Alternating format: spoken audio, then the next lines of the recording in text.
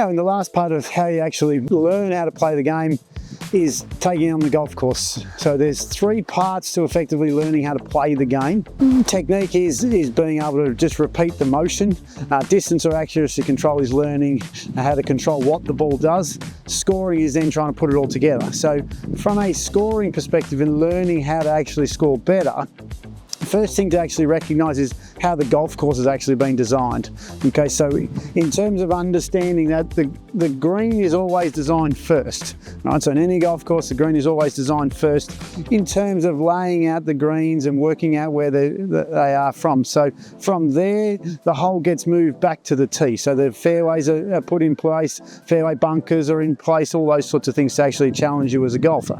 Okay, but the first thing to learn is always about the green and which way is actually sloped. So or facing. So in this situation on this hole, the green here is actually aiming towards this left side of the fairway. So if you're playing this hole, in theory, you want to drive the ball down the left-hand side. This is a par 4. Okay, so this would be the attacking side of the hole, and the other side is actually the defensive side of the hole. So it's being able to understand that. So golf pros will work from the green and work backwards to the tee. Amateurs tend to go the other way. So it's really important to understand is you go and have a look at the green first and then work your way back. Okay, so as I said, in this situation on this hole here, the green is actually aligned towards us, which is the left-hand side of this fairway. So understanding golf course design is really important. The course designer is not trying to make the game easy for you, he's actually trying to challenge you. Okay, it's the reason why bunkers are put out there and all those sorts of things. Is actually a challenge. So then course management is actually being able to make good decisions. So course management is about recognising where you should hit it, but then have you actually hit it into that position? So being able to make a good decision, are you in a good position in terms of have you hit your tee shot on the attacking or defensive side? Can you actually play the shot enough times to justify the risk? All those sorts of things go into actually making a decision or course management whilst you're out playing. So the design of the golf course is the first part. The second part is then when you're out playing, can you actually make a good decision whether you're standing in an attacking position or a defensive position? So if we were here playing at this flag over here, this would be an attacking position. So can I actually play from here and hit it on the green? Well, so long as I could do that 7 times out of 10, then I'm able to have a shot. If I couldn't pass the 7 out of 10 test, well then what I do is I just play short and then chip it on.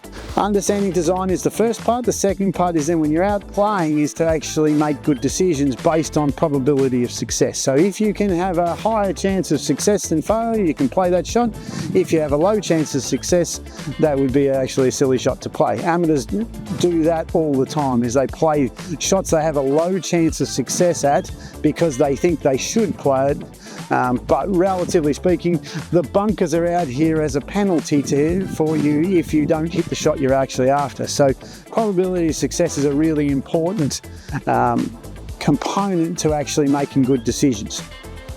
The last part is actually then scoring practice. Okay, so amateurs never practice their scoring. Golf pros do it all the time. So literally, if I was going to practice from here, I would take my ball, drop it on the ground here and then say, right, well, how many shots do I have to take to get the ball into the hole?